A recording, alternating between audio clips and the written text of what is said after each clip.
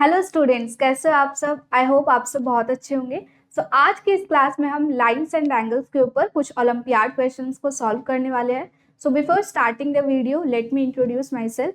I am Neha Prathius and I have done my post graduation from IIT Gandhinagar and I am mathematics teacher here at Shishya class. Let start the video. तो आज की इस class में हम देखेंगे कि कॉम्प्लीमेंट्री एंगल्स क्या होता है, उसके बाद हम सप्लीमेंट्री एंगल्स के बारे में पढ़ेंगे, फिर लीनियर पेयर ऑफ एंगल्स क्या होते हैं एंड वर्टिकली अपोजिट एंगल्स क्या होते हैं। Let's start with complementary angles. Complementary angles वो एंगल्स होते हैं जिनका जो सम होता है वो 90 डिग्री होता है। सपोज आपके पास कोई दो एंगल्स है, that is x degree and y degree. अगर इनका सम 90 डिग्री है, that is if x plus y it is equal to 90 degree, तब हम बोलेंगे कि जो x और y है दे आर कॉम्प्लीमेंट्री एंगल्स।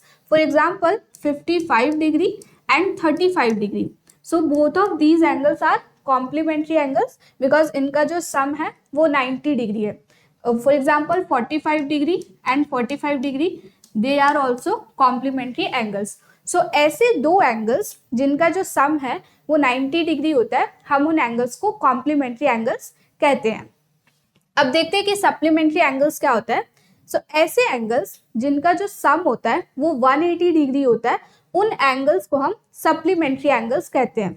अगर हमारे पास दो एंगल है x degree and y degree और इनका जो सम है हमारे पास that is x degree plus y degree, it is equal to 180 degree. अगर इन दोनों का सम हमारे पास 180 डिग्री है, तब हम इन एंगल्स को सप्लीमेंट्री एंगल्स कहते हैं। अब देखते हैं एडजेसेंट एंगल्स क्या होते हैं। अगर आपके पास एक लाइन है, सपोज आपने यहाँ पे एक लाइन ड्रॉ की एंड इस लाइन के ईदर साइड आपने दो अलग लाइंस ड्रॉ की। यहाँ पे एक लाइन ड्रॉ की एंड यहाँ पे एक लाइन ड्रॉ की। अब यहाँ पे इन लाइंस के बीच में दो एंगल्स बन रहे, right. Suppose this is angle 1 and this is angle 2। इन एंगल्स को हम एडजेसेंट एंगल्स बोलते हैं, that is angles which are next to each other. यहाँ पे ये angle that is angle 1 and angle 2, they are adjacent angles. Suppose यहाँ पे एक और एंगल है, दिस इज एंगल 3। यहाँ पे जो एंगल 2 एंड एंगल 3 है, they are not adjacent angles because they are not angles which are next to each other, right? But angle 1 and angle 3, angle 1 and angle 3, they are adjacent angles. Adjacent angles क्या होते हैं? The angles which are next to each other. यहाँ पे angle 1, angle 2 ये adjacent angles है, angle 1 and angle 3 they are also adjacent angles. This is all about adjacent angles. तो हमने देखा कि एडजेसेंट एंगल्स क्या होता है। अब देखते हैं कि लीनियर पेयर ऑफ एंगल्स क्या होता है। अगर आपके पास दो एडजेसेंट एंगल्स है जिनका जो सम है वो 180 डिग्री है, तब आप उन एंगल्स को लीनियर पेयर ऑफ एंगल्स कहते हैं। फॉर एग्जांपल अगर हमारे पास इस तरह के दो एंगल्स हैं, suppose this is angle 1 and this is angle 2। यहाँ पे एंगल 1 एंड एंगल 2 जो है वो एडजेसेंट एंगल्स है और इनका जो सम है हमारे पास angle 1 plus angle 2, it is equal to 180 degree. इनका जो सम है हमारे पास वो 180 डिग्री है। एंगल 1 एंड एंगल 2 इन्हें हम लीनियर पेयर ऑफ एंगल्स कहते हैं। ऐसे दो एडजेसेंट एंगल्स जिनका जो सम होता है वो 180 डिग्री होता है, उसे हम लीनियर पेयर ऑफ एंगल्स कहते हैं। अब देखते हैं कि वर्टिकली अपोजिट एंगल्स क्या होते हैं। जब भी आपके पास दो लाइन है, suppose you have these two lines and these two lines are intersecting at this point O। हमारे पास दो लाइन है जो एक पॉइंट O पे इंटरसेक्ट कर रही है। हमारे पास यहाँ पे चार एंगल्स फॉर्म हो रहे हैं। Suppose this is angle 1, this is angle 2, ये हमारे पास एंगल 3 है एंड ये हमारे पास एंगल 4 है। यहाँ पे angle 1 and angle 2 they are vertically opposite angles. Angle 1 and angle 2 they are vertically opposite. Similarly angle 3 and angle 4 they are also vertically opposite angles. जब भी हमारे पास दो लाइन इंटरसेक्ट करती है, वहां पे जो अपोजिट एंगल्स बनते हैं उन्हें हम वर्टिकली अपोजिट एंगल्स कहते हैं। ये था हमारे पास एंगल्स के बारे में। अब इनके ऊपर कुछ ओलंपियाड क्वेश्चंस को सॉल्व करते हैं। सो फर्स्ट क्वेश्चन है हमारे पास, find the value of m here. So हमारे पास ये डायग्राम है यहाँ पे and the question is find the value of this m।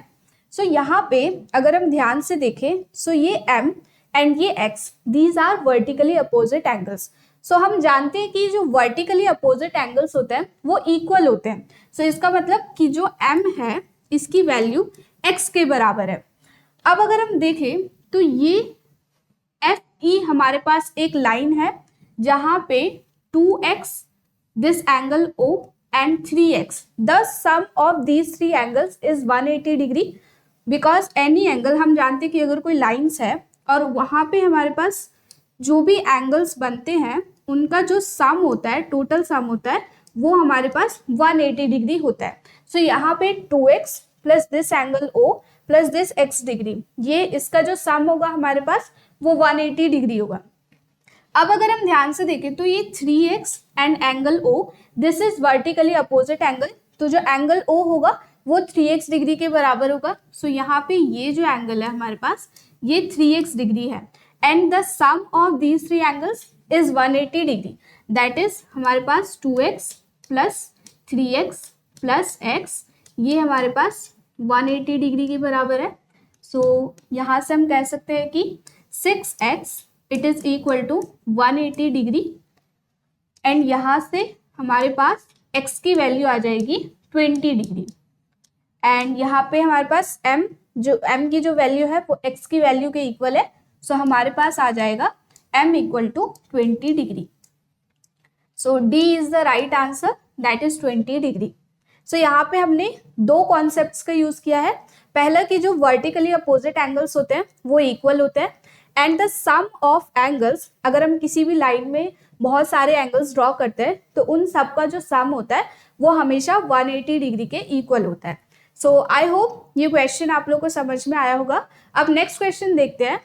Next question है हमारे पास, यहाँ पे हमारे पास एक लाइन है जिसके ऊपर हमारे पास थ्री एंगल्स बन रहे हैं, angle P, angle Q and angle R, और हमें कुछ कंडीशंस दी हुई है, Q upon P equal to 5, R upon P equal to 3। So the question is what is the value of R plus P। So हमें पता है कि angle P plus angle Q plus angle R, इसकी जो value है हमारे पास ये 180 डिग्री है। सो यहाँ से इसकी वैल्यू हमारे पास 180 डिग्री है। अब हमें पता है Q अपॉन P, इसकी वैल्यू हमें 5 दी हुई है। सो यहाँ से हम कह सकते हैं कि Q इक्वल टू है हमारे पास 5P and R upon P, इसकी वैल्यू हमारे पास है 3। सो यहाँ से कह सकते हैं कि R इक्वल टू है हमारे पास 3P। नाउ यहाँ पे सब्सटीट्यूट कर देते हैं। So angle P plus Q है हमारे पास 5P, so this is 5 of angle P, plus R है हमारे पास 3P, this is 3 of angle P, it is equal to 180 degree. So यहाँ से हमारे पास 9 angle P it is equal to 180 degree. So हमारे पास यहाँ से एंगल P की वैल्यू आ जाएगी हमारे पास 20 degree. So angle P it is equal to 20 degree. अब हमें दिया गया है कि R इक्वल टू है हमारे पास 3P। So we have angle R it is equal to 3 times angle P। So यहाँ पे हमारे पास this is 3 into 20 degree and this is equal to 60 degree. So हमारे पास एंगल R की वैल्यू है 60 डिग्री एंड एंगल P की value है 20 degree. So what is the value of angle R plus angle P। So हमारे पास angle R plus angle P, इसकी value हो जाएगी 60 डिग्री प्लस 20 डिग्री और हमारे पास इसकी वैल्यू आ जाएगी 80 degree. So here A is the right answer, that is 80 degree. तो अब नेक्स्ट क्वेश्चन की तरफ चलते हैं। नेक्स्ट क्वेश्चन है हमारे पास, if y minus x equal to 10 degree then what is the value of y। So यहाँ पे हमारे पास अगेन एक स्ट्रेट लाइन है और उसके ऊपर हमारे पास दो एंगल्स है, that is 3y and 7x। सो यहाँ पे 7x प्लस 3y, इसकी वैल्यू होगी हमारे पास 180 degree. So 7x plus 3y it is equal to 180 degree. अब हमें दिया गया है कि y माइनस एक्स, इसकी वैल्यू है हमारे पास 10 डिग्री। सो y की वैल्यू आ जाएगी हमारे पास x plus 10 degree, or we can say that the value of x it is equal to y minus 10 degree. So since हमें y की वैल्यू निकालनी है, so इसलिए इक्वेशन को y के टर्म्स में लिखते हैं. so हमारे पास x की वैल्यू आ जाएगी y माइनस 10 डिग्री. so इस x की वैल्यू को यहाँ इस इक्वेशन में सब्स्टिट्यूट कर देता है. so हमारे पास आ जाएगा 7. then the value of x is y minus 10 degree. so it is y minus 10 degree और plus 3y it is equal to 80 degree. So यहाँ पे plus 3y and it is equal to 180 degree.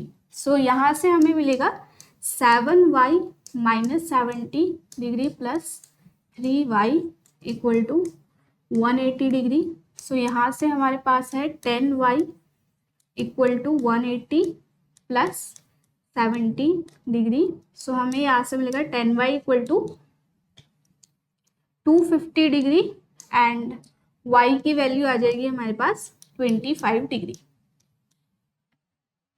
So यहाँ पे A option correct है, that is 25 degree. So again ये question it was very easy because यहाँ पे हमें पता है कि दो एंगल्स का जो सम होता है, अगर किसी भी स्ट्रेट लाइन पे जितने भी एंगल्स बने होते हैं उन सब का जो सम होता है वो 180 डिग्री होता है. सो यहाँ पे इन दोनों का जो सम होगा वो 180 डिग्री होगा. और क्वेश्चन में हमें y की वैल्यू दी गई थी इन टर्म्स ऑफ x, वहां से हम x की value in terms of y निकाल सकते हैं. उसको यहाँ पे सब्स्टिट्यूट करना था और जस्ट सॉल्व करके हमें y की वैल्यू फाइंड आउट करनी थी.